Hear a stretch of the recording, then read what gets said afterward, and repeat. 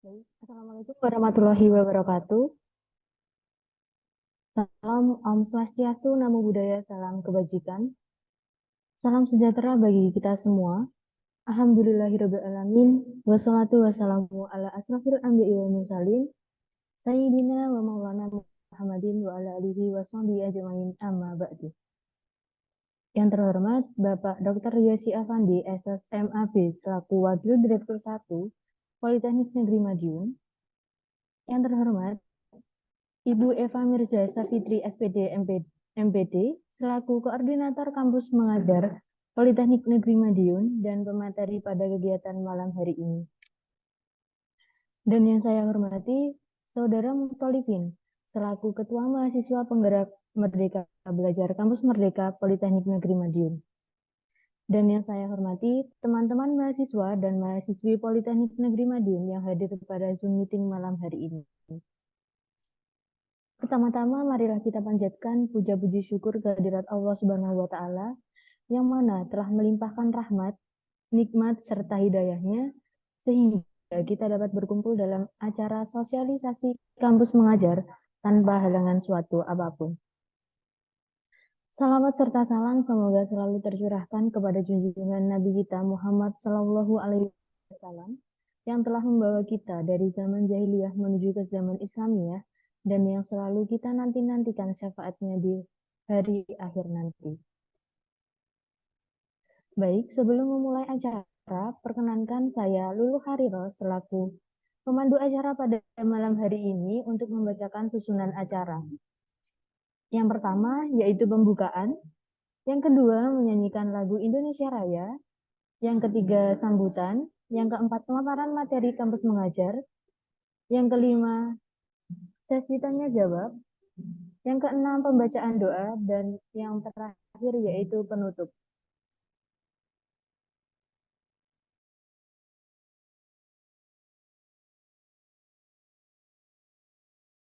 Baik, memasuki acara yang pertama yaitu pembukaan. Mari kita buka acara pada malam hari ini dengan mengucapkan basmalah bersama-sama. Bismillahirrahmanirrahim. Memasuki acara yang kedua yaitu menyanyikan lagu Indonesia Raya. Kepada yang bertugas, kami persilakan.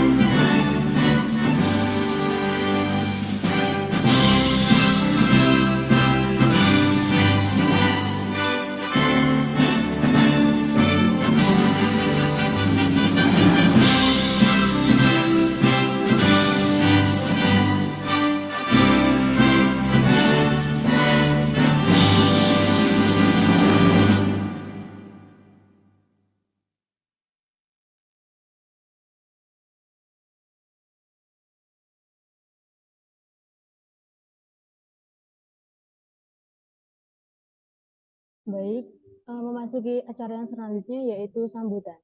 Sambutan yang pertama yaitu dari Ketua Mahasiswa Penggerak Merdeka Belajar Kampus Merdeka Politeknik Negeri Madiun kepada Saudara Muftolipin kami persilakan.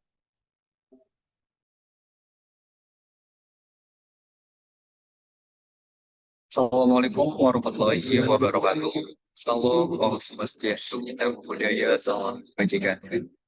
Yang terhormat kepada Bapak Dr. Yosi Afandi selaku Wakil Direktur 1.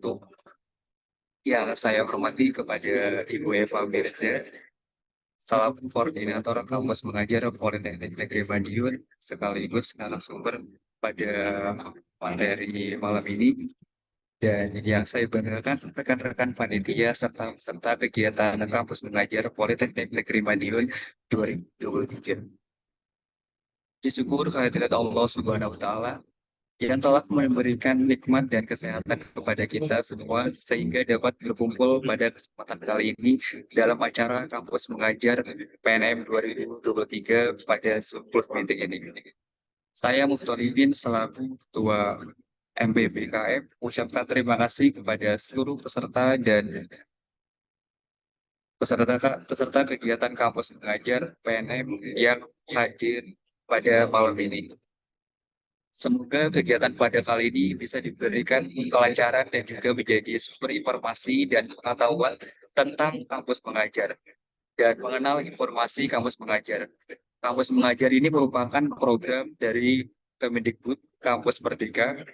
Harapannya adanya kegiatan ini, mahasiswa Politeknik Negeri Madiun lebih mengenal dan menambah informasi kampus pengajar. Dan nantinya jika selama berlangsungnya acara terjadi kendala, saya mewakili dari seluruh panitia yang bertugas mengucapkan minta maaf yang sebesar-besarnya. Demikian kata sambutan dari saya. Wabillahi taufiq wal hidayah. Wassalamualaikum warahmatullahi wabarakatuh. Baik, terima kasih kepada Kak Muftolipin.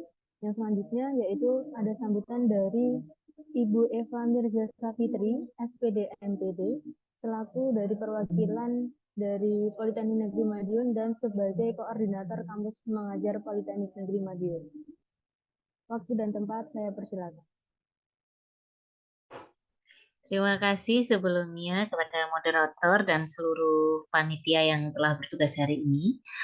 Eh, Alhamdulillah dan terima kasih sekali saya Bu Eva cukup ini ya surprise juga dengan antusiasnya karena partisipannya pada malam hari ini sampai dengan 58 peserta. Alhamdulillah berarti awalnya banyak yang mengira sepertinya kayak program kampus mengajar ini tidak menarik untuk anak-anak vokasi. Apakah anak-anak itu tertarik nggak sih mengajar padahal bukan jurusan pendidikan?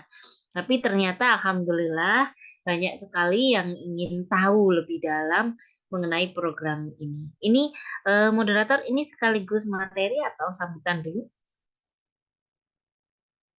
Sambutan dulu, Bu. Ya. Nah, semoga dengan adanya pencerahan hari ini, sedikit informasi yang akan Bu Eva sampaikan hari ini membuat semangat kita untuk mengikuti MBKM itu lebih lebih lagi. Oh, program ini seperti ini. Jadi biar katanya kan kalau tidak kenal maka tak sayang, biar kenal dulu, biar tahu programnya apa, benefitnya untuk kita itu apa. Terus yang bisa ikut siapa aja. Bu Eva harap nanti semuanya bisa mengikuti sampai dengan akhir aja. Terima kasih, saya kembalikan untuk moderator. Baik, saya ucapkan terima kasih kepada Bu Eva untuk memasuki acara yang keinti yaitu pemaparan materi dan informasi mengenai sosialisasi kampus mengajar yang akan disampaikan oleh Bu Eva. Waktu dan tempat kami persilakan. Oke, terima kasih moderator. Panitia boleh dibantu untuk share screen-nya ya. Jadi Bu Eva ingin menjelaskan apa sih tentang kampus mengajar ini. Tapi sebelumnya akan saya sampaikan berita gembira dulu yang dimana program ini awalnya direncanakan akan ditutup pada tanggal 28. Pagi tadi itu ada kabar bahwa ini akan ditutup sampai dengan 4 Juni. Berarti kesempatan kita semakin lebar lagi. Kalau kemarin sempat dengan panitia itu diskusi, wah waktunya kok mepet sekali ya. Dengan adanya ini, alhamdulillah ada tambahan hari. Jadi setelah ini boleh nanti kita diskusi lagi di grup lebih banyak ya. Untuk panitia boleh sudah bisa untuk share screen-nya. Jadi di sini Bu Eva selaku koordinator program studi dari kegiatan kampus mengajar. Kalau dari MBKM sendiri banyak sekali program-programnya ya adik-adik yang bisa kalian ikuti, bisa kalian pilih. Kalau bisa dibilang sekarang itu kesempatan untuk kalian menjadi lebih baik lagi, menjadi extraordinary mahasiswa itu lebih luas kalau dibandingkan zaman Bu Eva dulu kuliah. Kalau dulu belum ada program MBKM, mau mengajar yang ini sangat out of the box. Bagaimana mahasiswa di luar jurusan kependidikan ditawari untuk mengajar. Nah, apakah bisa, Bu? Yakin saya tuh nggak bisa ngomong loh, Bu. Saya nggak bisa ini. Nah, nanti kita akan tahu apa sih program ini. Oke, next. Nah, untuk program kampus mengajar ini sebenarnya merupakan kanal pembelajaran yang memberikan kesempatan kepada mahasiswa untuk belajar di luar kampus selama 1 semester, guna melatih kemampuan menyelesaikan permasalahan yang kompleks dengan menjadi mitra guru untuk berinovasi dalam pembelajaran, pengembangan strategi, dan model pembelajaran yang kreatif, inovatif, dan menyenangkan. Jadi untuk program ini sendiri, adik-adik nggak usah takut membayangkan kalau ikut program ini saya bakalan 6 bulan itu ngajar terus setiap hari kayak guru. Enggak. Jadi di program ini adik-adik nanti akan dijadikan mitra guru untuk inovasi. Banyak sekali di sekolah itu, terutama sekolah di daerah ya, penggunaan teknologi inovasinya itu masih sangat minim. Jadi pembelajaran mungkin ada di beberapa sekolah itu masih belum mengenal LCD proyektor. Nah, inilah kehadiran mahasiswa-mahasiswa ini ditunggu-tunggu untuk memberikan dampak yang luar biasa di sekolah-sekolah. Jadi untuk luarannya sendiri yang diharapkan adalah dengan adanya mengikuti program ini, mahasiswa itu mampu mengembangkan potensi dirinya dan kompetensi mahasiswa sesuai dengan minat, bakat, dan mengasah keterampilan soft skill. Kenapa sesuai dengan minat bakat? Nah, kalau untuk perbedaan program ini dengan KM5 yang sebelumnya adalah adanya tambahan sekolah SMK. Nah, dan SMK ini dia lebih diprioritaskan untuk kita-kita yang dari perguruan tinggi vokasi. Nah, kalau biasanya perguruan tinggi vokasi yang ada prodinya di vokasi, rata-rata itu ada prodinya pula di SMK. Seperti misalkan kalau di kita ada dulu Meto ya, sekarang TRO. Di SMK juga ada SMK yang jurusannya mengenai kendaraan. Ada listrik juga ada, sekretaris ada, akuntansi ada, pemasaran ada. Jadi ini tetap meskipun dari vokasi nanti kita juga diutamakan ditempatkan di sekolah yang ke SMK. Tapi semisal dari adik-adik pun ingin memilih ditempatkan di SD, SMP juga bisa. Nah, yang diharapkan yang terakhir yaitu peningkatan keterampilan dengan penguatan karakter SMK. Jadi penguatan karakter di siswa SMK itu juga punya gambaran, oh bagaimana sih kalau dulu SMK itu kayak ya sudah habis SMK langsung kerja, tapi sekarang SMK pun masih bisa melanjutkan sampai dengan di vokasi yang sudah sesuai dengan prodinya atau jurusannya. Nah, manfaatnya dari program ini sendiri yaitu yang pertama, bagi mahasiswa dapat menjadi agen perubahan pendidikan Indonesia. Terkadang yang menurut kita itu kayaknya masa sih kok gak iso nggak HP, masa sih kayak iso pakai LCD, masa sih nggak bisa pakai ini. Itu memang terjadi adanya kalau di daerah.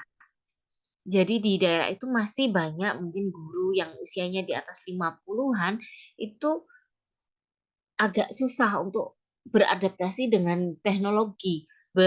Ini sangat berbeda dengan adik-adik yang memang lahirnya itu sudah di era teknologi. Jadi kamu lahir sudah ada handphone, sudah.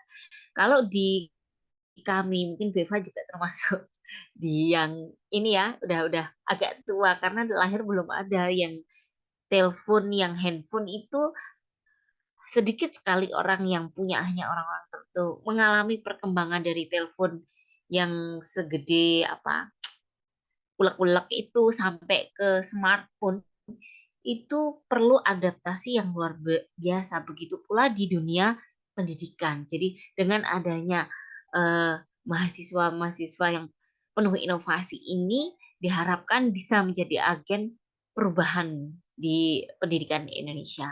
Lalu mengasah keterampilan hard skill dan soft skill. Nah, ini tentunya dengan adanya kalian bergabung di program ini, pasti itu akan mempengaruhi hard skill dan soft skill Anda, terutama di dalam problem solving. Nah, mendapatkan rekognisi hingga 20 SKS. Ini tentunya untuk program MBKM ini memang direncanakan untuk bisa direkognisikan hingga 20 SKS. Nah, untuk jumlahnya berapa dan apa saja, nanti Bu Eva akan bantu menjembatani untuk komunikasi dengan KPS masing-masing. Nah, yang terakhir mendapatkan bantuan biaya hidup dan bantuan biaya kuliah. Untuk program ini sendiri, bantuannya selain biaya hidup bulanan juga akan ada bantuan UKT hingga 2,4. Nah, untuk siswa, untuk sekolah, apa sih manfaatnya? Tentunya mendapatkan pembelajaran dan peningkatan kompetensi literasi dan numerasi. Guru mendapatkan strategi pembelajaran yang sesuai dengan kebutuhan siswa. Dan yang terakhir yaitu percepatan adaptasi teknologi. Sedangkan untuk perguruan tinggi sendiri, apa sih manfaatnya kalau adik-adik ini mengikuti? Tentunya untuk mencapai indikator kinerja utama IKU 2, yang kedua yaitu berkontribusi secara nyata bagi permasalahan pendidikan dasar. Dosen berkesempatan untuk berkolaborasi dengan mahasiswa, sekolah, dan guru. Dosen memiliki apa sayang? Sebentar. Sini. Ruang pengabdian untuk penerapan berbagai kajian inovasi dan kreativitas dalam peningkatan mutu pendidikan. Iya, ini. Iya, iya, ini nanti dipotong. Oke, lanjut untuk slide selanjutnya. Nah, ini kesempatan ini terbuka luas sekali untuk adik-adik semua, mulai dari program D3 dan D4 sebanyak 21.500 mahasiswa.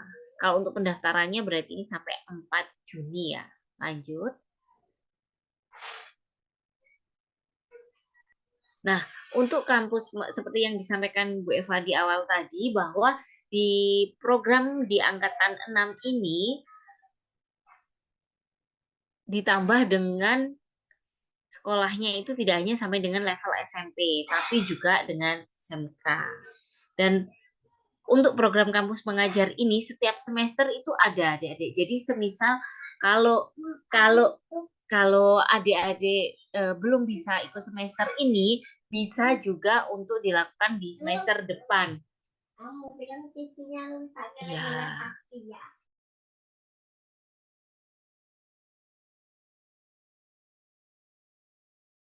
Maaf ya kalau malam banyak iklannya. Lanjut. Nah, ini adalah lini masa dari program ini yang dimana yang pertama yaitu proses pendaftaran ini sampai dengan 4 Juni. Lalu berarti akan ada perubahan pula sampai dengan ke penarikannya. Yang jelas tahapannya adalah adik-adik setelah pendaftaran itu akan ada seleksi. Seleksi yang pertama itu adalah berupa seleksi administrasi. Nah, ini nanti bagi yang ingin mendaftar, Bu Eva harap benar-benar untuk seleksi administrasi itu dilengkapi sesuai dengan apa yang diminta dari kampus mengajar. Jadi jangan sampai ada kesalahan-kesalahan kecil yang terkait administrasi yang itu menggugurkannya. Yang ketiga adalah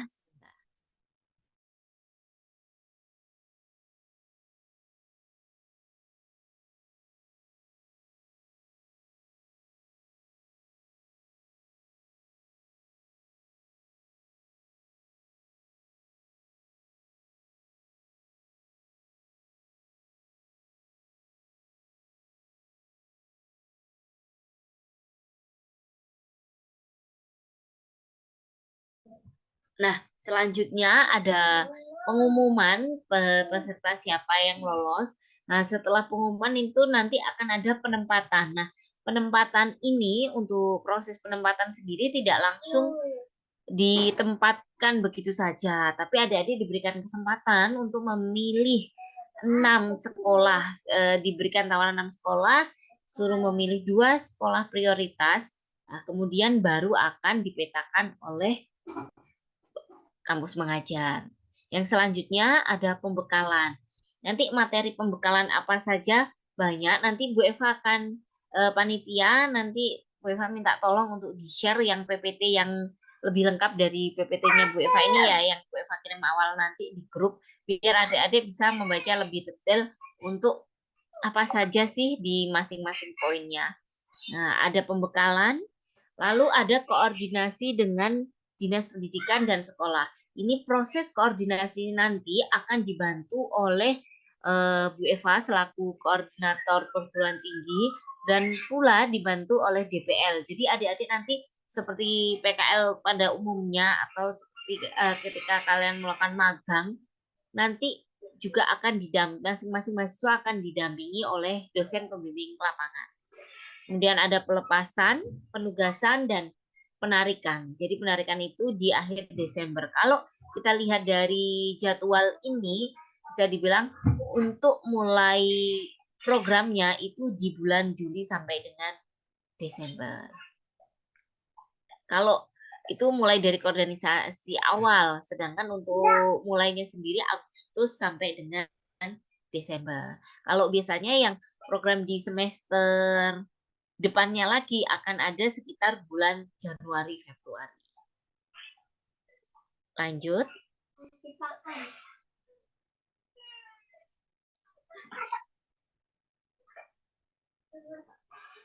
Nah, apa sih Bu yang menjadi syarat untuk mahasiswa kampus mengajar? Sebentar.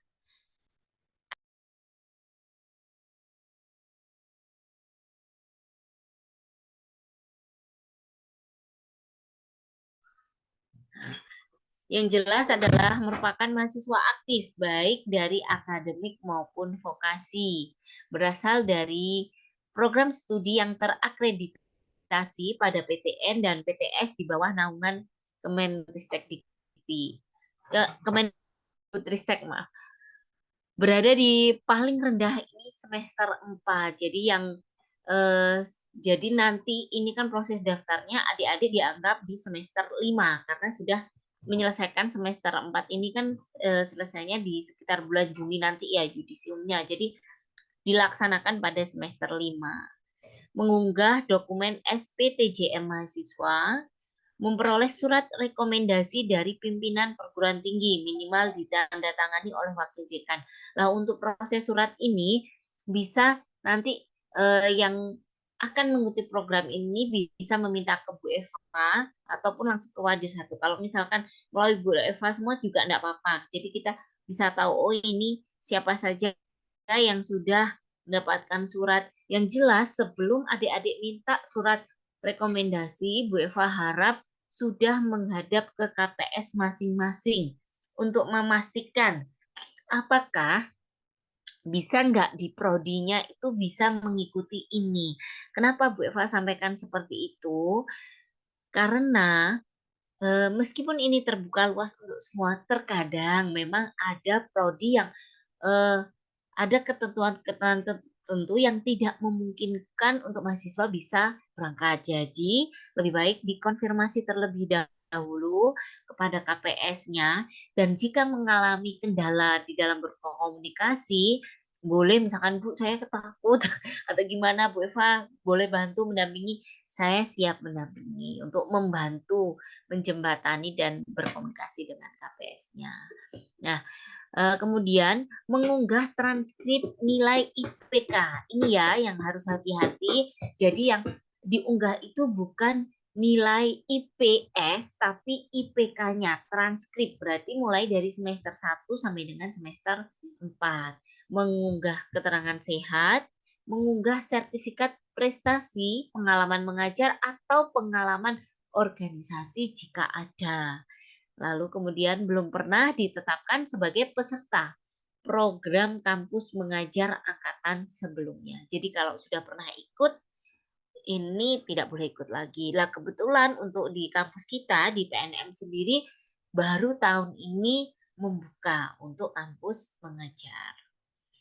Yang terakhir adalah bersedia mengikuti program hingga selesai. Nggak boleh nanti di tengah-tengah program ternyata oh, Bu mau mengundurkan diri kok nggak enak saya nggak mau. Nah itu nggak boleh ya. Kalau memang di awal sudah melalui tahapan-tahapannya sampai dengan dinyatakan lulus itu harus diselesaikan sampai selesai. Oke, untuk selanjutnya. Nah, mekanisme seleksinya ini mulai dari pendaftar dari mahasiswa S1, D4 ataupun D3 mendaftarkan berkas-berkas yang diminta. Jadi mendaftarnya di kanalnya kampus mengajar ya. Lihat di kampus mereka nanti akan ada pilihan-pilihannya di situ. Di kampus mengajar apa saja sih yang menjadi syarat-syarat itu harus adik-adik untuk upload lah. Di sini tadi yang kesalahan-kesalahan di tahun-tahun sebelumnya itu banyak yang berkas administrasi yang diminta itu ada ketidaksesuaian seperti yang diminta IPK dan transkrip itu yang diupload hanya IPS terakhir seperti itu. Jadi kalau untuk syaratnya seperti di awal tadi program studi terakreditasi buktinya dengan apa? Dengan sertifikat akreditasi program studi. Terus minimal semester 4 dibuktikan berarti dengan transkrip nilai. Terus ada IPK minimal 3. Kemudian seluruh berkas pendaftaran yang diminta itu di-submit. Nah, ada seleksi substansi setelah nanti adik-adik dinyatakan lolos administrasi, itu nanti ada tes literasi dan numerasi, ada survei kebinekaan, ada value clarification attitude transformation VCAT test. Nah, di sini nanti kalau memang adik-adik banyak ada yang mendaftar, terus sudah sampai tahapan dengan diterima berkasnya, nanti insya Allah Bu Eva juga siap mendampingi untuk bagaimana menghadapi tes seleksi substansinya ini. Kemudian mahasiswa yang lulus memilih sekolah sasaran. Jadi nanti sekolah-sekolah akan ada alternatif sekolah yang ditawarkan dari kampus mengajar ini, nanti adik-adik berhak untuk memilih dari sekolah tersebut. Nah, silahkan next. Nah, ini adalah mekanisme pemetaan sekolah. Jadi mahasiswa yang sudah dinyatakan lulus tadi diarahkan pada platform pemetaan sekolah penempatan. Setelah itu, setelah login akun MBKM-nya, mahasiswa memasukkan data domisili dan preferensi sekolah. Inilah data yang sangat penting yang harus kamu sesuaikan karena nanti akan 6 pilihan sekolah ini berdasarkan data domisilimu atau preferensi sekolah yang ingin kamu tempati nantinya. Lah ini yang harus menjadi data penting. Jadi belum, kalau misalkan saya domisilinya Pacitan Bu, tapi saya nggak pingin di sekolah Pacitan, berarti itu kan termasuk preferensi sekolah mana yang ingin kamu masuki di situ. Nanti terus kemudian mahasiswa diberikan 6 pilihan sekolah. Setelah itu mahasiswa memilih 2 sekolah prioritas dari 6 itu. Kemudian tim program kampus mengajar melakukan pengecekan dan penyesuaian data. Apakah memungkinkan memasuki ke sekolah yang Anda pilih. Kemudian baru tim program mengumumkan penempatan final. Lanjut. Nah, ini nanti apa sih peran dan tugas mahasiswa? Jadi perannya nanti di sekolah itu membantu guru di dalam melaksanakan pembelajaran. Berarti ini ada peran mengajar. Yang kedua, membantu sekolah melaksanakan adaptasi teknologi dalam proses pembelajaran. Jadi penggunaan teknologi yang kaitannya dengan pembelajaran, proses pendidikan, ini diharapkan mahasiswa bisa berperan di bidang tersebut. Kemudian yang ketiga, mendukung kepala sekolah dalam bidang administrasi dan manajerial sekolah yang berkaitan dengan program. Misal yang dari administrasi bisnis membantu untuk administrasi tata usahanya, di perpustakaannya itu juga bisa. Kalau misalkan teknik bagaimana, Bu? Ya tetap bisa membantu juga. Kan sekarang untuk sekolah sendiri itu sangat banyak menggunakan platform-platform secara online. Sedangkan SDM yang ada, operator sekolah itu kadang tidak semua guru itu bisa. Ini yang pengalaman Bu Eva sendiri ya, yang saya dengarkan. Rapot saja itu, kalau dulu rapot itu akan ditulis secara manual di buku rapot itu. Sekarang tidak. Rapot itu harus nilai diinput ya seperti kalau dosen itu mengisi di Sevima atau di Siakat itulah. Tapi kalau di tingkat universitas itu sudah hal yang biasa. Tapi tidak semudah itu diterima di level sekolah untuk masa-masa, dan ini masih masa-masa transisi dan masa-masa penyesuaian. Yang keempat yaitu sosialisasi produk pembelajaran, termasuk apa sih itu kurikulum merdeka, platform merdeka, asesmen kompetensi minimum AKM kelas, dan rapot pendidikan. Yang terakhir yaitu melaporkan kegiatan selama mengikuti kampus mengajar melalui laporan mingguan dan laporan akhir program. Yuk, next. Selanjutnya, untuk slide selanjutnya. Nah, ini adalah peran dari Bu Eva sebagai koordinator perguruan tinggi, yaitu mengawal pendaftaran mahasiswa dan menjembatani. Seperti yang saya sampaikan tadi, mungkin terjadi apa ya? Karena belum tentu semua KPS sudah sangat mengenal program kampus mengajar. Jadi bisa jadi masih terdapat miskomunikasi, itu sangat memungkinkan. Jadi semisal Bu Eva harapkan adik-adik sebelum mendaftar itu mengkonfirmasi terlebih dahulu. Kalau ada kesulitan di dalam komunikasi itu, silahkan temui Bu Eva untuk Bu Eva membantu untuk menjembatani komunikasinya. Kemudian melakukan sosialisasi ke program kepada DPL, mahasiswa, dan perguruan tinggi, melaporkan kegiatan selama mengikuti kampus mengajar, mengakomodasi kebutuhan administrasi, yaitu persuratan tadi yang dibutuhkan untuk adik-adik, memonitor dan mendampingi DPL serta mahasiswa dalam melaksanakan program, menghadiri forum komunikasi dan koordinasi koordinator perguruan tinggi bersama tim program kampus mengajar. Selanjutnya, nah, tahapan pelaksanaan kampus mengajar itu ada 3 tahapan. Yang pertama yaitu pra penugasan. Jadi adik-adik jangan khawatir kalau sama sekali nggak bisa ngajar atau nggak tahu Bu nanti apa yang saya berikan untuk sekolah itu apa. Jangan khawatir, karena nanti ada proses pembekalan. Jadi ada pembekalan DPL-nya dibekali, koordinator perguruan tinggi ya juga dibekali, mahasiswanya pun dibekali. Seperti Bu Eva saat ini, saya juga baru pertama kali menjadi koordinator PT. Ini masih sama-sama kita belajar apa sih tentang program ini. Semoga dengan adanya kita menjadi yang pertama ini akan ada yang selanjutnya, dan adik-adik yang nanti lolos dan mengikuti program ini pun bisa menjadi agen untuk adik-adik selanjutnya yang ingin mengikuti program kampus pengajar untuk yang selanjutnya. Yang ketiga, sebagai koordinasi dengan Dinas Pendidikan, Kabupaten, Kota, dan Sekolah. Nanti proses koordinasi ini pun kami dampingi dari kampus dan DPL. Yang terakhir yaitu mahasiswa berkoordinasi dengan prodi terkait rencana konversi SKS.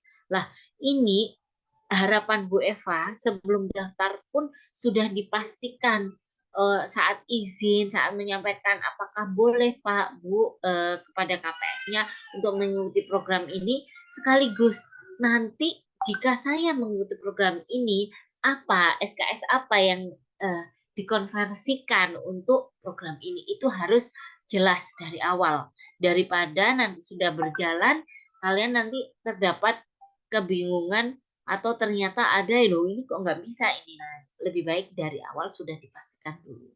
Nah, kemudian kegiatannya tahapan kedua yaitu penugasan, di mana ada awal penugasan itu ada observasi sekolahnya, ada pretest AKM kelas, perencanaan program dan pelaksanaan FKK sekolah, pengisian need assessment sekolah, pengisian need point survei. Nah, ada saat penugasan implementasi program aksi kolaborasi tingkat kelas maupun sekolah, forum komunikasi dan koordinasi, coaching klinik dan sharing session inspiratif, penilaian tengah penugasan, post test AKM kelas. Penilaian akhir untuk di akhir sendiri nanti ada penilaian akhir, ada pengisian survei, penyusunan laporan akhir dan penyelesaian administrasi.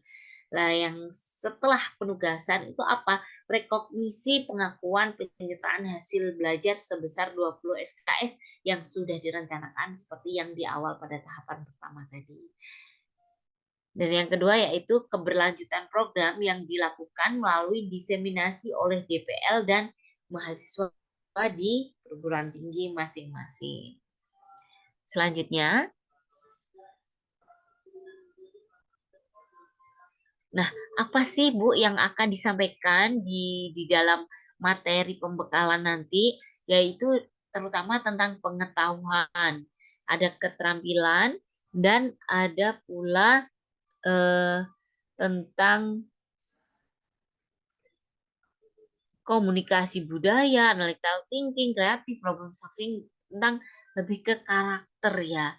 Nah, jadi untuk pengetahuan sendiri mulai dari Pancasila, ada untuk platform Merdeka itu seperti apa, sekolah itu seperti apa, Sepada Dikti itu seperti apa, nanti konsep dasar dari kurikulum Merdeka itu seperti apa disampaikan. Yang selanjutnya dari segi keterampilan, ada pembelajaran literasi, numerasi, gerakan literasi, numerasi, literasi digital untuk SMK, administrasi perpustakaan dan pojok baca, kompetensi pedagogik dan andragogik, asesmen kognitif dan non-kognitif, praktik baik program kerja mitigasi perubahan iklim di sekolah. So, ada komunikasi, adaptasi budaya, analytical thinking, kreatif, problem solving, resilience with growth mindset, facilitating skill di sekolah, rencana aksi kolaborasi. Jadi bisa dibayangkan adik-adik ketika mengikuti program ini, kamu itu mendapatkan sepaket pengetahuan yang cukup banyak yang tentunya ini tidak akan didapatkan oleh teman-temanmu yang tidak mengikuti program. Jadi kenapa dibilang kok belajar sambil berdampak? Yang kalian dapatkan itu tambahannya sebanyak ini. Nah, sambil memberikan dampak itu pula di sekolah-sekolah. Selanjutnya, nah, capaian pembelajaran dari program kampus mengajar di angkatan 6 yaitu yang pertama memiliki rasa empati, kepekaan sosial terhadap permasalahan kehidupan masyarakat yang ada di sekitarnya. Kenapa seperti itu? Nanti di sekolah kamu akan menjumpai masalah-masalah yang sosial, khususnya masalah sosial yang ada di kehidupan masyarakat yang lebih kompleks, yang mungkin selama ini belum pernah dijumpai. Nah, dari situ hanya harapannya dapat menumbuhkan rasa empati dan kepekaan sosial.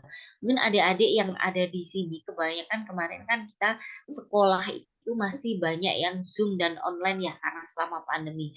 Yang dimana dengan tentunya kalau sekolah secara online kemarin kan tingkat sosial kita juga menurun, tidak seperti biasanya. Nah, ini dengan adanya program ini pun diharapkan bisa meningkatkan rasa empatinya. Sebentar.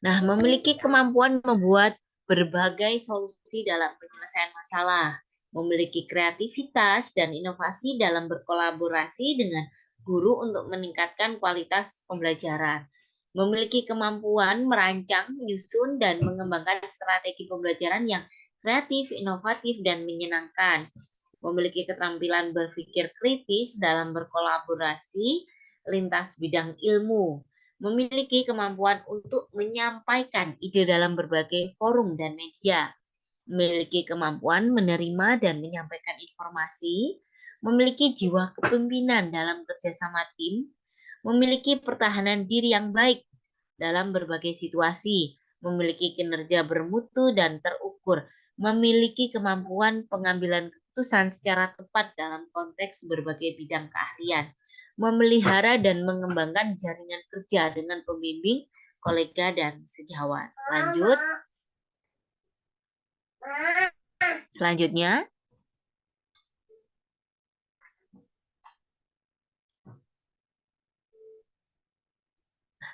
next aja ya.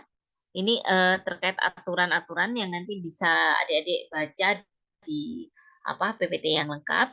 Nah, ini bahan kajian untuk keilmuan prodi agar mahasiswa itu mampu menyelesaikan problem sesuai literasi prodi, literasi ilmiah, numerasi, literasi ICT, financial, budaya, dan kemasyarakatan. Jangan adik.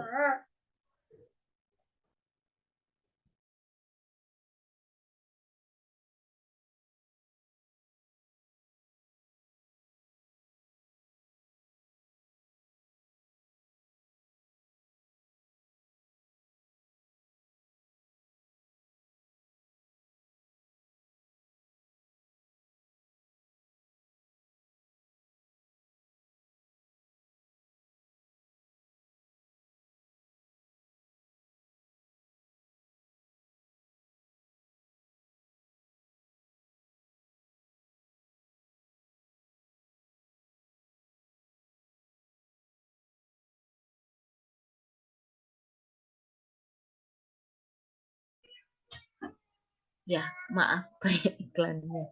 Nah, jadi adanya kompetensi di ABA 21, mahasiswa mampu menghadapi tantangan yang lebih kompleks dan diharapkan adanya karakter yang unggul agar mahasiswa mampu beradaptasi di lingkungan yang saat ini sangat cepat perubahannya. Nah, ada pembelajaran sepanjang hayat dan karir sepanjang hayat. Lanjut. Nah, ini adalah contoh penyetaraan pembelajaran apa yang bisa disetarakan dengan mata kuliah yang KKN, yang PKL, itu bisa disetarakan. Jadi kalau PKL sekarang 20 SKS, itu bisa. Jadi ini sangat tepat untuk adik-adik yang nanti akan PKL di bulan di semester depan. Jadi bisa pas waktu teman-temanmu yang lain yang tidak lolos program ini PKL, kalian ikut program ini. Jadi nanti selesainya juga pas waktunya. Ada mata kuliah yang kaitannya dengan etika, profesi, problem solving, kepemimpinan, komunikasi, terus praktek lapangan, tuh. Tapi kembali lagi, kalau apa yang mau disetarakan itu harus komunikasi dengan KPS. Lanjut, untuk selanjutnya. Ini adalah contohnya kalau seperti administrasi bisnis internasional ya, mata kuliah yang bisa direkognisi itu mata kuliah ini. Kalau di agribisnis, akuntansi, gitu. Tapi ya kembali lagi tadi bahwa ini harus sesuai dengan rencana karena masing-masing program studi itu sudah punya perencanaannya sendiri untuk MBKM. Lanjut.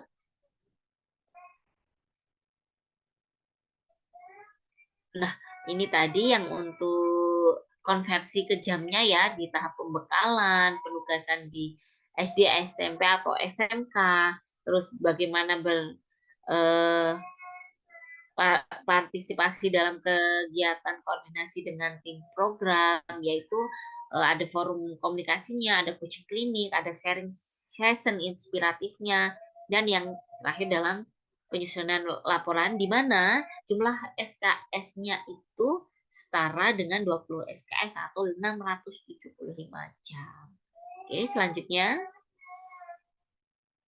Nah, ini ya, apa sih semenarik apa program kampus mengajar itu? Ini ada salah satunya, ada program literasi di mana dia anak-anak itu diajak membaca sebelum KBM dimulai. Karena sekarang kalau dibilang hampir anak-anak itu di mana-mana dilihat itu pakai gadget ya. Angka membaca di Indonesia itu kalau dibandingkan negara-negara lain itu sangat rendah. Lah di sini dengan adanya program ini harapannya apa? Membantu adik-adiknya juga untuk kemampuan literasinya itu bisa meningkat. Terus ada numerasi, pembelajaran numerasi menggunakan game di SDN Drawati Bandung, ini salah satu contohnya. Seperti kalau kita pembelajaran bisa pakai aplikasi-aplikasi, games pakai Kahoot lah, pakai aplikasi yang misalkan PPT-nya nanti diterapkan juga dengan yang lebih menarik, itu bisa diadaptasi teknologinya. Terus ada lingkungan yang budaya yang kaitannya dengan budaya, yang kaitannya dengan sains, kaitannya dengan media ajar, terus dengan video-video edukasi dan pengelolaan mading yang sekarang itu jangankan kok di sekolah ya, sepertinya mading di kampus pun sudah mulai agak jarang ditemukan di kampus. Kalau dulu saya memang masih sering lihat di Advi sendiri itu banyak mading masih aktif anak-anak. Sekarang nah ini mulai digalangkan lagi dengan program kampus mengajar. Lanjut. Nah, ini ada pengelolaan pojok baca, perpustakaan di lingkungan sekolah, ada program P5 atau kewirausahaan, terus bagaimana membantu perpustakaan. Jadi banyak banyak yang bisa dilakukan. Kalau di sini kan hampir malah kegiatannya lebih ke kegiatan yang seperti ini ya. Kalau untuk mengajar sendiri juga bisa tetap dilakukan, tapi tetap akan didampingi oleh masing-masing gurunya. Silahkan untuk selanjutnya. Nah, oke. Itu yang tadi slide terakhir. Nah, dan ini juga yang perlu disampaikan kepada adik-adik bahwa nanti ketika kalian ditempatkan, jangan khawatir kamu itu akan sendirian di sekolah itu. Nanti akan ada tim. Jadi tidak hanya satu orang ditempatkan di satu sekolah, tidak. Tapi di satu sekolah biasanya 5 sampai 10 anak. Jadi secara berkelompok. Itu saja mungkin yang bisa sampaikan dari Bu Eva. Saya kembalikan ke moderator untuk sesi tanya jawab. Silakan moderator. Baik, saya ucapkan terima kasih kepada Bu Eva. Pemaparan materi sosialisasi kampus mengajar telah selesai. Acara selanjutnya adalah sesi tanya jawab. Untuk para peserta yang ingin bertanya seputar kampus mengajar, dipersilakan untuk bertanya dengan ketentuan yaitu menggunakan fitur raise hand serta mengetikkan hashtag izin bertanya pada kolom chat Zoom yang disediakan.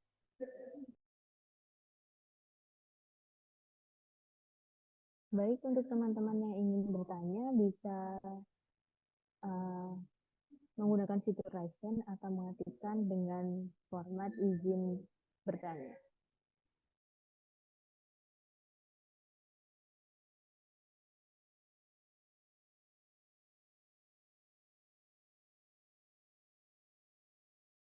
Ayo, mau tanya apa? Silahkan, nggak apa-apa. Ini sesinya santai aja, sharing-sharing. Apa sih, Bu? Ah, ini sudah ada yang mau bertanya. Baik, mungkin saya bacakan saja ya, Bu.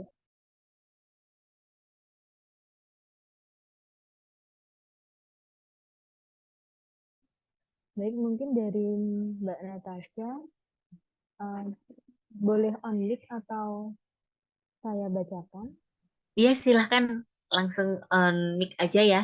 Nah, jadi ragu asosiasi. Apa yang membuat ragu konversi tadi ya? Iya, Ya, mana Bu. Natasha?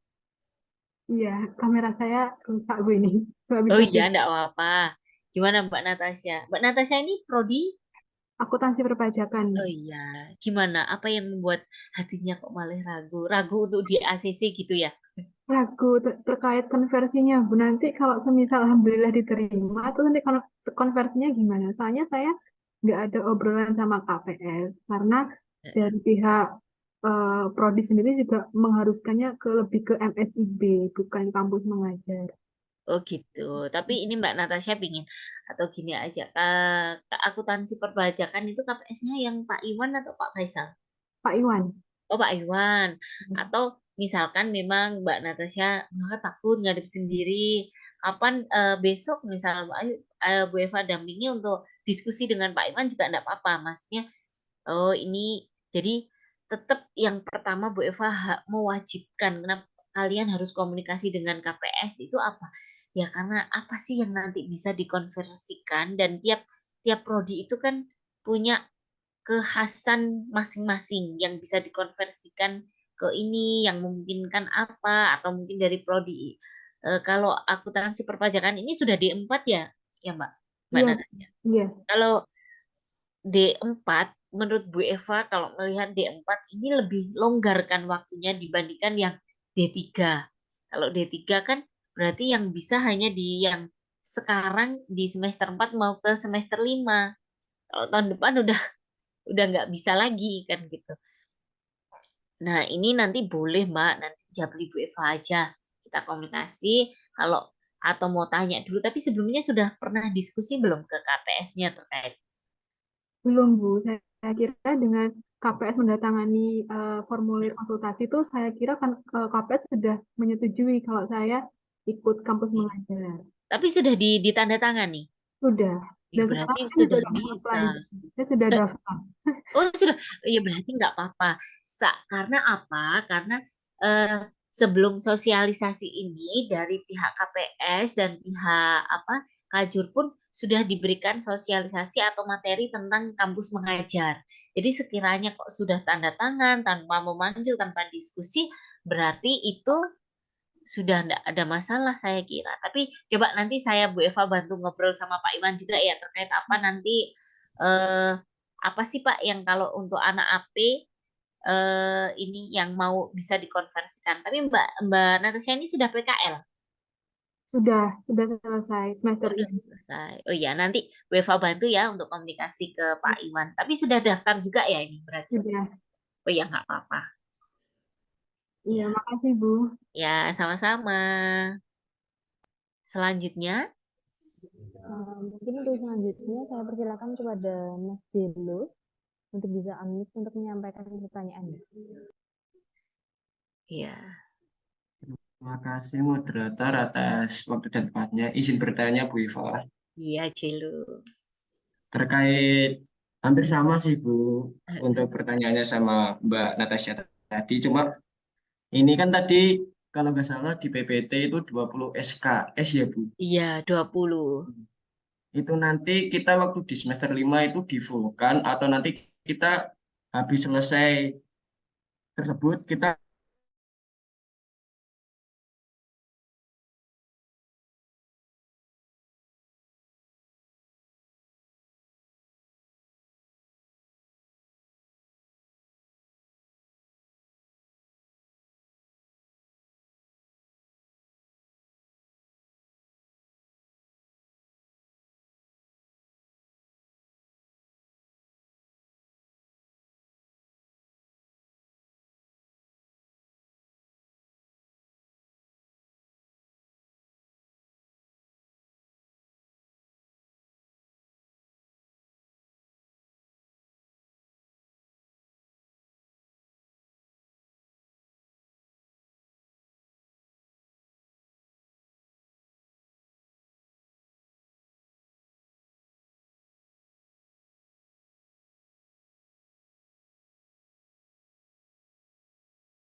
diskusi dengan Dina sama Pak Pras terkait itu.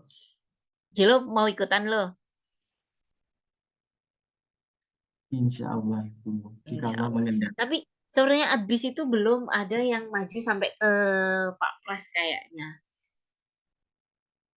Kalau kebetulan kalau tadi kasusnya seperti di akuntansi perpajakan, kalau sudah ditandatangani Pak Iwan berarti kan sudah tidak masalah. Ya, eh, cuma Bu Eva itu ini berharap kita semua itu sama-sama saling mengerti ya, karena kondisinya MBKM itu kan baru diterapkan di kampus kita itu di tahun ini. Tentunya masih membutuhkan banyak adaptasi. Kita semua masih eh, sama-sama saling belajar, baik dari manajemen kampus, dari KPM Prodi, ataupun dari penyelenggara sendiri. Kita kemarin juga sama panitia diskusinya gitu, karena belum ada yang pernah ikut ya Bu, bingung kita mau sosialisasinya seperti apa.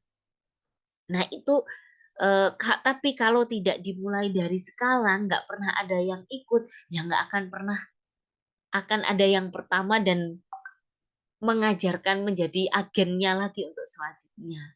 Jadi gitu. Nanti Jelo ini ya mungkin nanti kalau Bu Eva dapat informasi mungkin bisa dibantu sama Jelo. Kebetulan karena Jelo kan juga sebagai kahibanya bisa disebarkan untuk teman-teman yang berminat nanti untuk dari prodi Advis sendiri nanti kebijakannya seperti apa. Bagaimana Jelo? Baik Ibu, terima kasih atas jawabannya. Ya, sama-sama. Kalau memang kalau untuk yang kaitannya dengan konversi SKS-nya apa boleh atau enggak ini jujur Bu Eva belum berani memberikan keputusan karena memang itu bukan ranahnya Bu Eva, tapi Bu Eva di sini akan siap membantu adik-adik untuk berkomunikasi dengan KPS ataupun kajurnya. Tapi kembali lagi nanti keputusannya tetap di KPS masing-masing. Semoga nanti semuanya bisa terus dibantu untuk konversinya juga dengan lancar, dengan mudah yang tentunya tidak menimbulkan kerugian di pihak manapun. Apakah ada pertanyaan lagi, moderator? Baik, masih ada Bu. Di kolom Ya, chat silakan. mungkin saya sampaikan. Izin bertanya lewat chatting saja dari Kak Putri dari Akuntansi Perpajakan. Pertanyaannya yaitu untuk kampus mengajar ini berarti bisa jadi pengganti PKL begitu ya Bu? Kalau bisa menjadi pengganti PKL kalau kebetulan Bu Eva juga ini ya di kurikulum itu PKL-nya kan 20 SKS paling mudah nggak ngeribetin untuk apa sih mata kuliah tak ambil enggak itu paling mudah ya mengganti PKL. Jadi ketika kalian ngambil program ini otomatis kan bisa dikonversikan ke PKL-mu yang 20 tanpa mengurangi mata kuliah yang lain. Kalau paling idealnya itu ya pas PKL memang ikutnya. Jadi nggak bingung gitu loh mata kuliah apa yang nanti harus dihapuskan untuk menggantikan MBKM. Mungkin nanti bisa juga panitia atau yang dari yang MBKM dibantu untuk yang MBKM yang lain itu seperti apa konversinya sehingga itu bisa mungkin untuk menjadi gambaran kita juga. Oh, kalau MISB itu kan jelas kalau MISB itu dengan magang. Tapi ini masih ada program lagi ya selain kamus mengajar ada wirausaha, kamus wirausaha ya. Apa sih saya lupa istilahnya. Iya, benar Bu. Ya. Wirausaha. Nah, itu bagaimana nanti konversinya saya rasa kok hampir sama kan dengan apa yang mau dikonversikan gitu. Selanjutnya ada lagi? Iya. Mungkin ini pertanyaan sama sih Bu dari Kak Putri juga yang bertanya yaitu kemarin dapat info dari admin prodi kalau kita ikut program Kamus Mengajar ini untuk semester yang ditinggalkan nanti mengikuti semester depan bersama dengan adik tingkat. Berarti ini tidak bisa dikonversi ya Bu? Gila ini. Ini prodi AP ya. Kalau mengikuti semester depan dengan adik tingkat kan kalau di Politeknik setahunya Bu Eva mata kuliah itu biasanya munculnya per tahun ya, nggak per semester ada kan. Itu nanti biar itu kan masih informasi dari admin prodi. Nanti Beva bantu ya. Berarti agendanya besok eh, akuntansi dan administrasi bisnis. Kalau untuk di teknik sendiri bagaimana? Teman-teman yang teknik, apakah sudah ada yang berkomunikasi dengan KPS-nya? Terus bagaimana? Ini mungkin bisa sharing juga, nggak apa-apa di sini. Atau yang kemarin ikut MBKM yang lain? Selain MISB. Kalau kalau MISB sebenarnya langsung ini ya konversinya ke PKL. Iya, Bu, benar. Langsung ke PKL. Kalau yang sudah berjalan selain MISB apa Mbak? Yang di MBKM ini di kita. Kalau Pertukaran mahasiswa Bu ya F. Oh, pertukaran mahasiswa juga sudah ya Bu Ina. Oh ya, ini Iya, ada Bu juga. Ina, ada Pak Safwa. Nanti juga yang di teknik bisa mungkin kalau ke Bu Eva kejauhan. Ada Pak Safwa. Selamat malam Pak Safwa. Tadi ada saya Bu Eva lihat Pak Safwa. Oh, ini ya pertukaran pelajar. Bagaimana untuk konversi SKS di pertukaran pelajar? Setahu saya ya Bu F ya, Heeh. izin menjawab. Kalau untuk pertukaran mahasiswa itu juga dikonversi ke 20 20. SKS. Jadi kalau memang mahasiswa yang mau ikut itu ketika dia semester pelaksanaan itu PKL, jadi digantikan di PKL PKL. itu. Iya, memang Jadi paling mudah kan itu dikonversikan PKL, jadi ya. PKL. Terus kalau Ya. sudah mengikuti PKL itu nanti dibalikkan lagi ke KPS-nya, Iya. kira-kira bisa dikonversi dengan mata kuliah apa, seperti itu. Terus untuk pertukaran mahasiswa pun ada paketan, jadi kayak nanti misal kayak jurusan habis itu nanti kira-kira di sana mata kuliah apa aja nih yang bisa dipelajari gitu. Jadi biar menyesuaikan dengan mata kuliah di kampus tempatnya dikonversi dengan mata kuliah apa. Seperti itu sih. Oke, jadi ya memang kalau untuk yang terkait konversi, Bu Eva belum bisa memberikan keputusan ya Bu Ina ya terkait itu. Nanti insya Allah besok Bu Eva bantu untuk komunikasi ke KPS-nya. Ada yang request di KPS mana lagi? Biar sekalian nanti kita dari tim kampus mengajar akan keliling. Nanti hasilnya seperti apa? Ini semuanya sudah tergabung di grup ya. Nanti saya sharingkan untuk di hasilnya di grup. Bu Ina atau Pak Safwa mungkin ada yang mau menambahkan. Ya, ini ada pertanyaan lagi.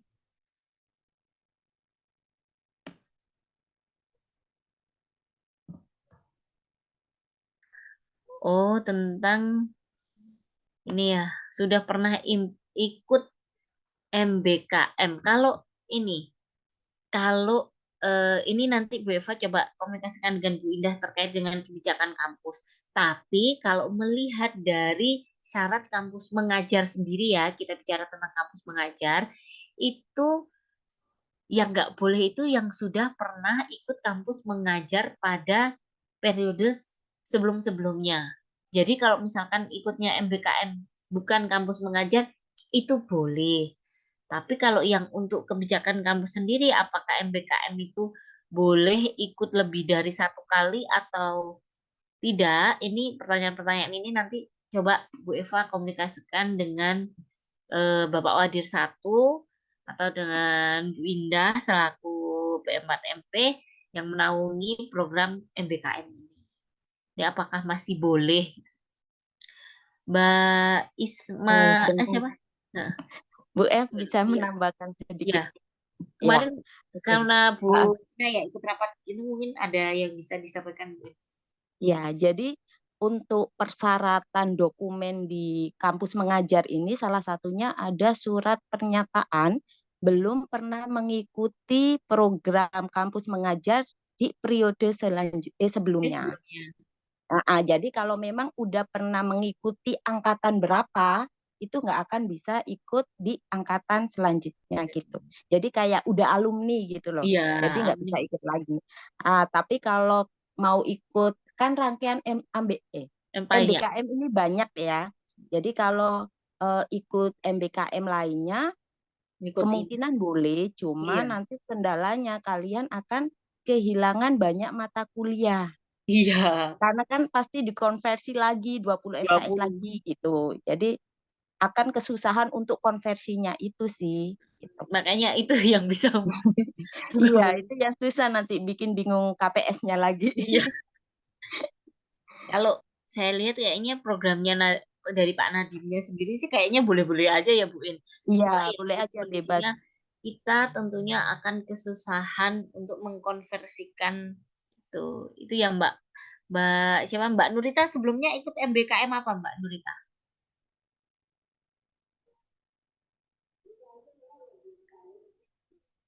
Izin menjawab, Bu. Mm-mm. Sebelumnya saya belum pernah ikut, Bu, tapi ini Oh gitu. rencana mau ikut MSIB. Oh gitu. Oh MSIB ini berarti belum berjalan atau nanti ya rencananya ikut apa? Yang mau berjalan batch 5 ini, Bu, yang mau ikut independen. Oh berarti Studi ini independen. bareng. Berarti nanti Ya, pelaksanaannya bareng dong. ya, ini tadi kan saya juga baru tahu ada kampus mengajar ini Oh ya, Bu. iya. Nanti saya pikir-pikir lagi. Oh iya. Sepertinya saya lebih minat ke kampus mengajar, tapi di perkeretaapian sendiri saya pikir konversinya di matkul apa gitu. Mungkin nanti saya Iya. coba konsul ke KPS dulu, Bu. Iya. Iya betul. Nanti coba ya di komunikasi. Saya kira sudah pernah ikut di apa gitu terus mau ikut lagi. Tapi ini kalau memang belum ya nggak apa-apa dicoba aja. Nanti tetap ya kan karena ada surat yang harus ditandatangani KPS. Berarti kan kalau KPS sudah mengizinkan tentunya kan beliau pasti sudah mempertimbangkan oh ini nanti yang bisa dikonversi itu ini atau ini. Oke, begitu ya Mbak Nurita. Terima kasih. Ya, baik, Bu Eva. Terima kasih, Bu Eva, atas jawabannya. Sama-sama. Mungkin dari moderator ada lagi? Baik, untuk yang di Grenfell sudah cukup sudah. Mungkin saya izin bertanya, Bu. Iya. Untuk ini kan, jadi kan untuk pemilihan tempat kita mengajarnya itu kan dipilihkan dari Program ini MBKM. dari MBKM. Ya. Nah, jadi kita itu dipilihkan 6 sekolahan. Nah, itu Ya.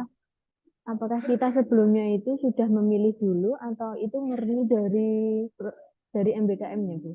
Nah, awalnya yang harus makanya tadi Bu Eva tekankan di apa? Kalian harus mengisi domisili dan preferensi sekolah. Misal domisilimu Pacitan, tapi karena kamu kuliahnya di Madiun, siapa tahu nanti bisa sambil kuliah atau entah gimana mau pinginnya tetap di Madiun. Nah, untuk memudahkan pemetaan, nanti pilihan alternatif 6 itu berdasarkan saat, jadi sebelum dipilihkan 6 itu adik-adik ngisi dulu.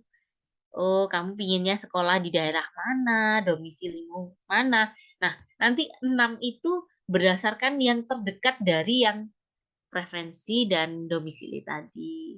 Kan belum tentu pingin di domisili. Ya, berarti kaitannya dengan preferensi tadi. Itu. Jadi untuk jenjangnya itu tidak semua langsung saja ada SD, SMP sama SMK ya, Bu. Jadi itu Iya. semua ikut atau cuman SD atau SMK aja gitu. Maksudnya semua ikut. Maksudnya itu dalam 6 yang dipilihkan itu. Oh, itu. Nah, Ya. kalau itu karena Bu Eva ini ya, kalau kemarin berdasarkan sosialisasi yang Bu Eva ikuti, itu kalau vokasi kemarin itu diarahkannya ke SMK, lebih ke SMK. Tapi boleh ke SD, SMP. Cuma kalau vokasi kayaknya diprioritaskannya ke SMK. Ya, Bu F izin Ya. menambahkan sedikit ya. Silahkan Bu. Jadi benar sih yang dibilang Bu Eva. Jadi untuk 6 sekolahan sasaran yang muncul itu tergantung dari alamat domisili yang kalian tulis. Jadi sebenarnya kalau untuk alamat domisili itu kalian bisa menulis sesuai KTP atau sesuai alamat kos atau alamat perguruan tinggi ya. Tapi nanti hubungannya dengan dosen pembimbing lapangan. Jadi nanti kalian akan mendapat dosen pembimbing lapangan yang alamatnya Terdekat. juga berdekat dengan sekolahan sasaran. Jadi mending atau dianjurkan kalian menggunakan alamat perguruan tinggi aja, biar nanti dapat dosen pembimbing lapangan pun bisa jadi dari dosen PNM juga gitu. Itu sih, itu dianjurkannya seperti itu. Tapi ya balik lagi ke kalian maunya yang di daerah rumah atau yang mau sekitar Madiun aja gitu. Terus Atau pengen ke jalan-jalan luar Jawa yuk. ya bisa jadi gitu ya. Nah, itu nanti muncul 6 itu dari sesuai dengan alamat domisili yang sudah kalian tulis. Lah, itu nanti 6 itu apa aja? Itu nggak tahu karena memang itu sudah dari pihak penyelenggara yaitu Kemendikbudristeknya yang menyantumkan. Bisa jadi ada SMP, ada SMA, SMK dan MTS atau SMK semuanya itu kita nggak tahu ya. Jadi dari pihak penyelenggaranya. Namun dihimbau sebelum kalian memilih 2 dari 6 itu, kalian benar-benar lihat sekolahnya. Jaraknya sejauh apa, kondisi sekolahnya seperti apa, kemudian jalanan menuju ke sekolahan itu bagaimana gitu.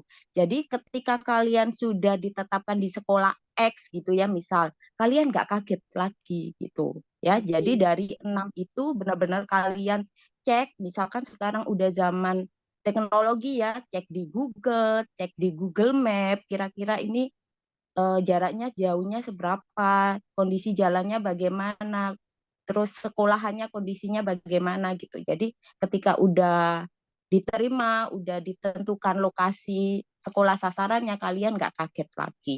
Terus sehingga terhindar dari aduh kok sekolahnya di sini ya, aduh kok males ya gitu. Karena emang kalian udah survei dulu. Itu aja sih masukannya. Udah Bu F, cukup. Terima Terima kasih kasih. ya Bu Ina tambahannya.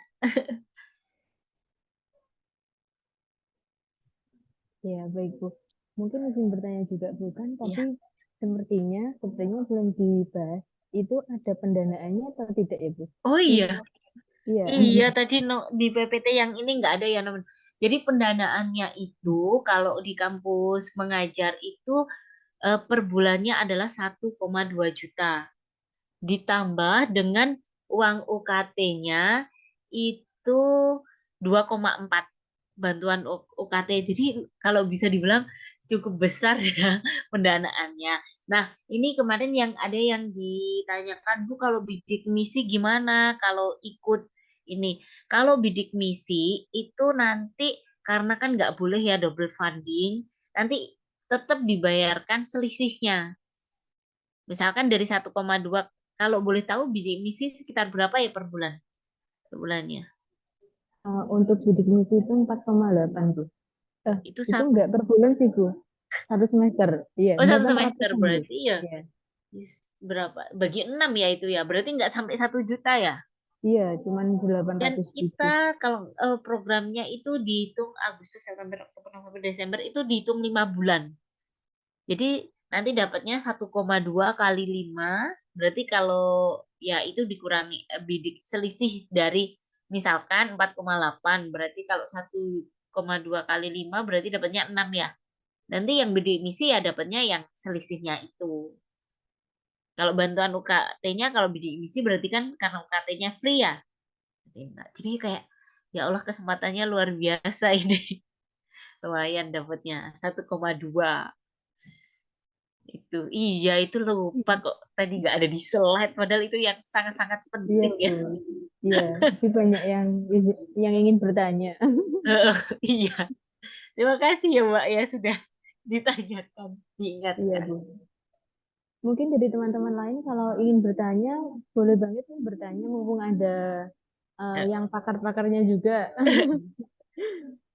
Silahkan. Ini Monggo sama-sama teman-teman. kok, sama-sama belajar karena masih sama-sama baru ya.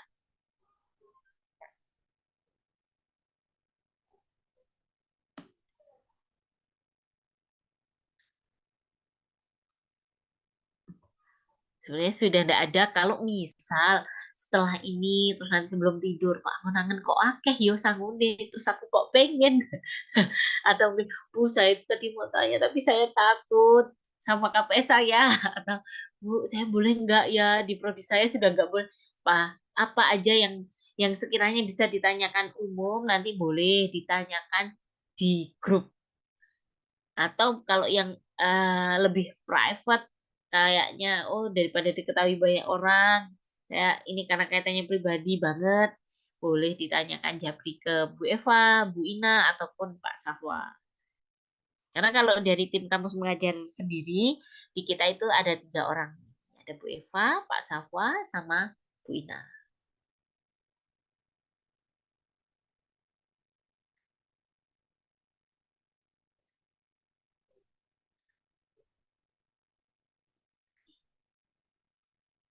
Ada lagi? Kalau memang tidak ada, mungkin Bu Eva kasih closing statement ya. Baik, Bu. Ya, jadi closing statement dari Bu Eva itu mengutip dari almarhum profesor dosennya Bu Eva namanya Profesor Bambang Bandung bahwa ada beliau 3 hal yang disampaikan yaitu kayalah dengan mengkayakan orang lain, pandailah dengan memandaikan orang lain, mudahlah dengan memudahkan orang lain. Nah, kalau dalam agama Islam pasti kita tahu namanya ilmu yang bermanfaat.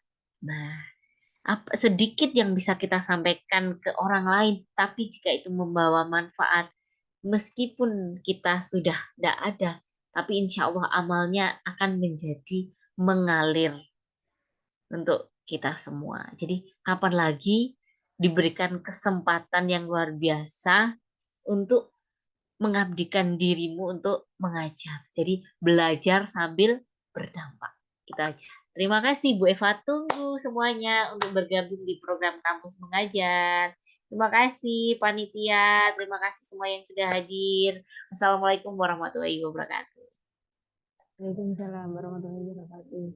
Sebelumnya terima kasih banyak Bu untuk Bu Eva dan seluruh dosen yang bisa hadir di kegiatan pada malam hari ini dan memberikan sedikit informasi tentang sosialisasi kampus mengajar.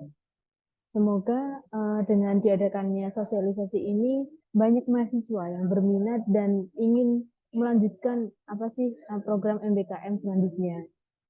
Nah, mungkin langsung saja di penghujung acara yaitu sebelum memasuki akhir acara pada malam hari ini, acara selanjutnya yaitu pembacaan doa. Untuk itu, kami persilakan untuk yang bertugas, waktu dan tempat saya persilakan.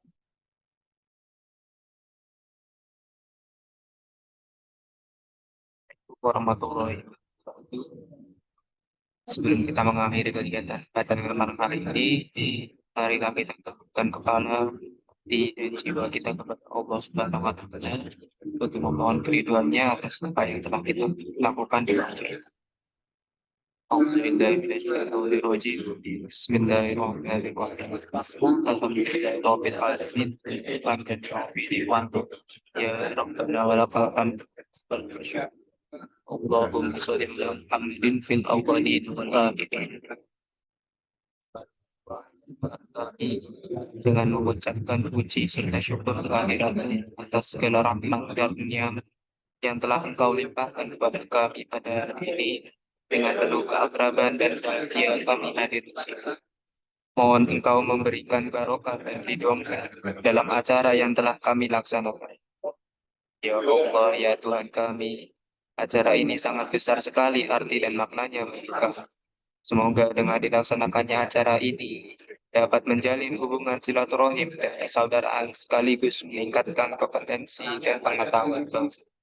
Untuk itu ya Allah, tanamkan sifat Rahman dan Rahim pada kami sehingga kami dapat berkiprah dalam pembangunan negeri kami cinta ini.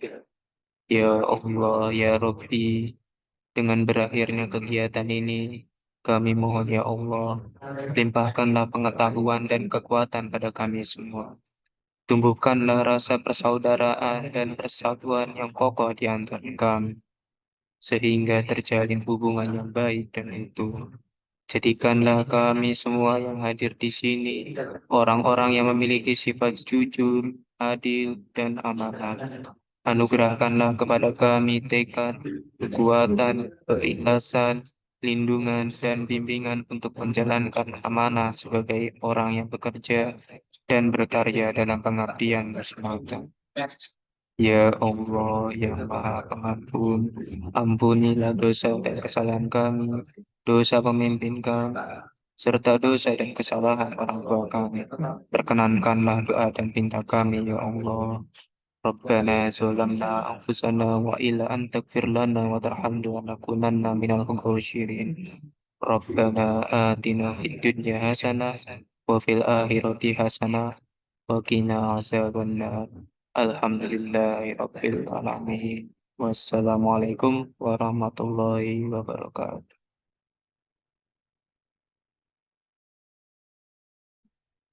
Baik, saya ucapkan terima kasih kepada yang bertugas. Untuk acara yang terakhir yaitu penutup. Mari kita tutup acara pada malam hari ini dengan mengucapkan hamdalah bersama-sama. Alhamdulillahirrabbilalamin. Sebelumnya, saya selaku pembawa acara memohon maaf jika dalam memandu acara ada kesalahan baik yang saya sengaja maupun tidak. Akhir kata, wabillahi taufiq wal hidayah. Wassalamualaikum warahmatullahi wabarakatuh.